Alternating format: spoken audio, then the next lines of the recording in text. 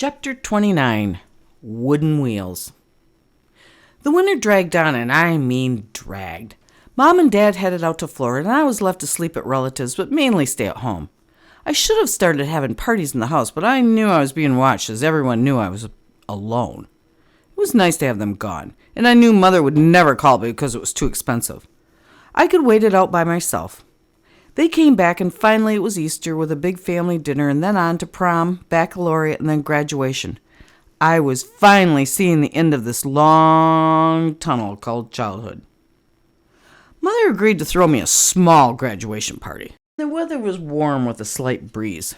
No one wanted to go to my graduation ceremony, but my brother-in-law Tom convinced almost everyone. My dad was another animal and asked me kindly if he could forego the graduation ceremony because, he's seen so many others. I agreed, but instantly and forever regretted my answer. He stayed home and drank, waiting for the party. Mother had been really happy I was graduating. I got a summer job up to Caseville where my brother was mayor.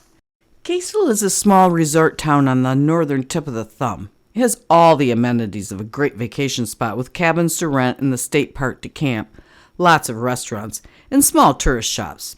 I was so excited. I would be living with my brother and his wife, Karen. We headed out that afternoon right after graduation. Mother was shocked and wondered if I should wait to go till next week. No way! I told her I was packed, kissed her on the cheek, and left. I could tell she was sad. In the end, it was hard to go, but I left anyway. Robert had a beautiful ranch house. He had planned to build a house and sell it. He did this twice, making his third house essentially free. He was so talented. He used his brightest kids from shop class that he taught at the high school to help him. His second house sold on a reputation as the woman had never walked through the house and bought it sight unseen. I got a job scooping ice cream, frying hamburgers, and making fish sandwiches from fresh lake perch. The owner caught and processed all of his own perch, which the health department frowned upon. We had a large package of store-bought perch in the freezer, and if the health department showed up, we were to pretend we were using that instead. The owner packaged the perch in cardboard milk containers, which we would then thaw out and use. It was nice because you could not tell it was perch from the packaging, so it helped to deceive the health department. Plus, the package was just the right amount for an afternoon of vacationers. We had a line of people waiting for our perch sandwiches. Just a hot dog bun, some really good homemade tartar sauce, and 2 pieces of perch. We sold them like hotcakes. On weekends, we had a line of tourists waiting to buy 2 or 3 at a time. If I wasn't careful, I would show my underwear scooping ice cream, but I always sold more ice cream than the others. One day, the owner's mother showed up and ordered French fries and a hamburger. He had warned me that she liked her hamburgers well done, like really well done. I was really busy and working alone, so I pushed her patty to the back of the grill so I could keep track of it and make sure it was close to burn. Didn't exactly work out that way. The back of the grill was off, so her burger was cooking slower than the rest, not faster. I served her a barely done burger, and she got me fired. Damn, only 3 weeks ago. I knew he didn't want to fire me as I had sold so much ice cream, but his mother made me do it. My second job and I get fired. The summer started off well, but it was degrading fast. My sister-in-law had many rules for life, and this was hard on me. All I wanted to do was succeed, but kept making little mistakes in her home. So I found an apartment for the last bit of summer. I had met 3 girls from Detroit, and they had an apartment above Mrs. Maroney's house. You had to go through her house to get upstairs, which their families liked. I had never been in such a situation before and found it all so fascinating. I learned right away to try to sneak upstairs because Mrs. Maroney always wanted something. Her favorite job she wanted was for us girls to paint her nails. The girls hated that, but I thought it would be fun, and that made them laugh. My dad called the place a den of iniquity. I could have hit him. It made me feel so bad. He said it as he dropped me off one day, and it didn't hit me until I was about halfway up the walk, and then resisted flipping him the bird. I hadn't even had sex yet, and I was being accused of living in a den of iniquity? Really? Why would he say that to me? I had met some older boys who lived close to my work, and we would go to their janky rental to drink beer. One of the more aggravating things the boys did was to buy a pitcher of beer from the bar across the parking lot and then take the beer and the pitcher home. One day we were in the house and the owner of the bar knocked on the door. We all just looked at each other, wondering what to do with this adult at the door. One of the boys opened the door. The bar owner stepped in, pointed to the top of the cabinets and asked, "Do you think I could have some of them back?" The whole space above the cabinets was filled with his pitchers, like 30 of them. Oh, we all started to laugh. One of the boys jumped up on the counter and started handing them down to our waiting arms, and we took them all back at once. The whole bar laughed when we appeared, and they made us buy them the first pitcher of beer. They really ribbed us about that. I was still not 18, but again, no one cared. I had a sort of boyfriend who came to visit me. I think his name was Ken. He was a big farmer's kid, and I thought a date with him was nice, but I'm not buying the farm, if you know what I mean. I was not far enough out of town yet. We were checking out the town and surveying the land, as we would say, and I saw a cop coming in his patrol car with the lights and the sirens on. He seemed to be chasing a kid, and I said to Ken, "Hey, that kid's going to run the intersection and hit us." He didn't listen, just continued driving. I repeat my claim just before the kid T-bones us in a three-way intersection. There were cops in each direction with sirens and lights a-blaring by the time our car stopped bouncing around. I was banged up pretty good as I was sitting in the front middle with no seatbelt. I was pretty upset, but glad I was okay. I watched as they arrested the kid and got him out of there. I did lose huge hunks of my hair on the right side of my head from the accident. I always wondered why. When I was reminiscing about the accident years later, I suddenly remembered out loud that Ken had his arm around me and then held onto my long hair during the accident, pulling it out. Amazing. I knew the answer the whole time but could not access my own memory. I called my mother and told her what happened. She was pissed and demanded to know why I was dating. I reminded her that I was 17. She told me to get some money for my sore knee from the insurance company and hung up. I was left feeling like a moose child just kicked out of the nest.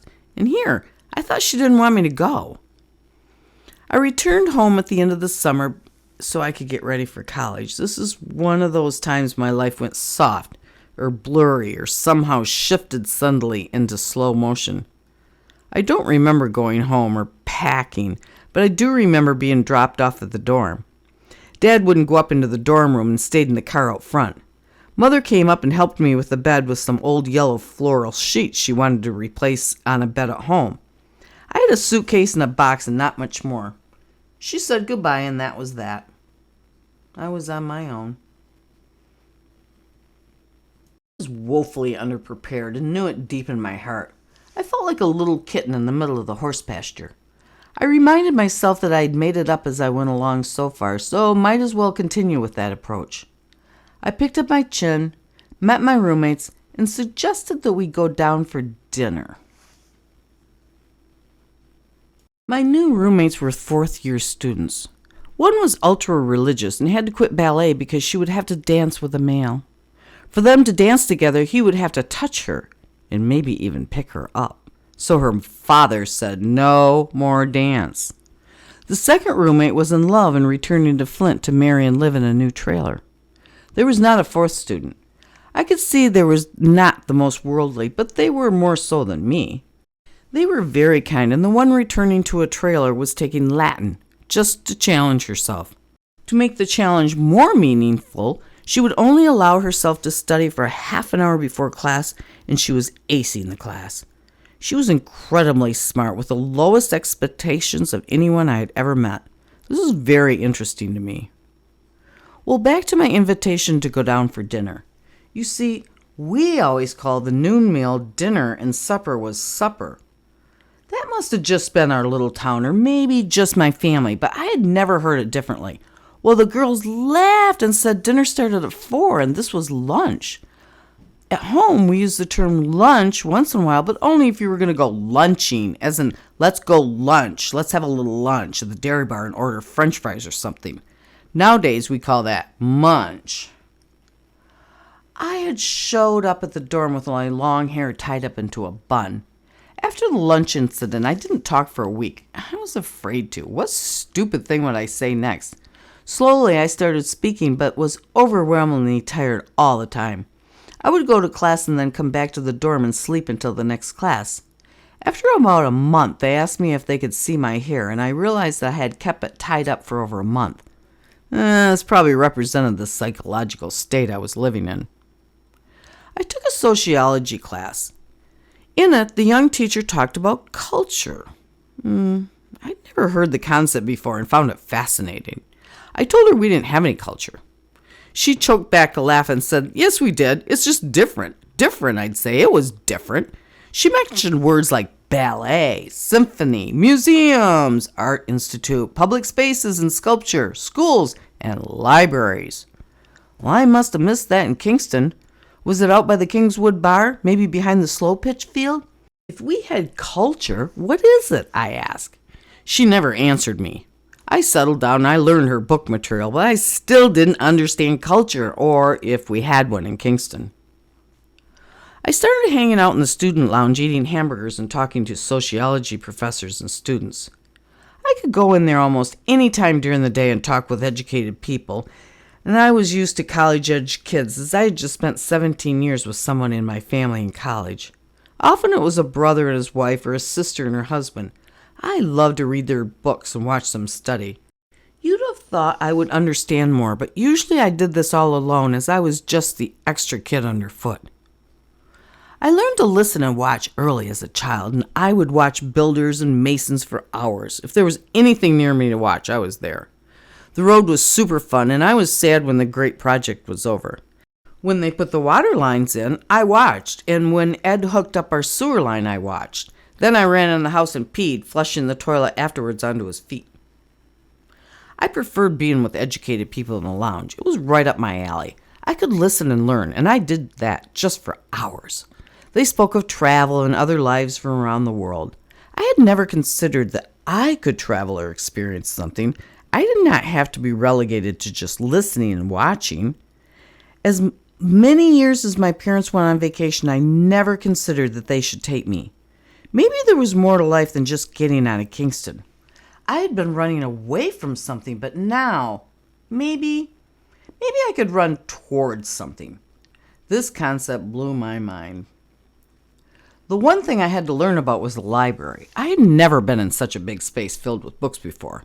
I didn't take the library science class because I thought I could figure that out on my own and save my mother $33 the 1 hour class cost.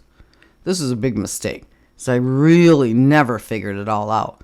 I could find a book by the Dewey Decimal Systems, but I couldn't find the right book with the right information I needed. Often, I would change the focus of my report to match the information I found. This worked mostly. But card catalogs became an instrument of torture that even invaded my dreams. I started writing down the books I saw the other students carrying and used them to avoid me actually getting lost in the library. The first semester went pretty smoothly and I ended up with pretty good grades.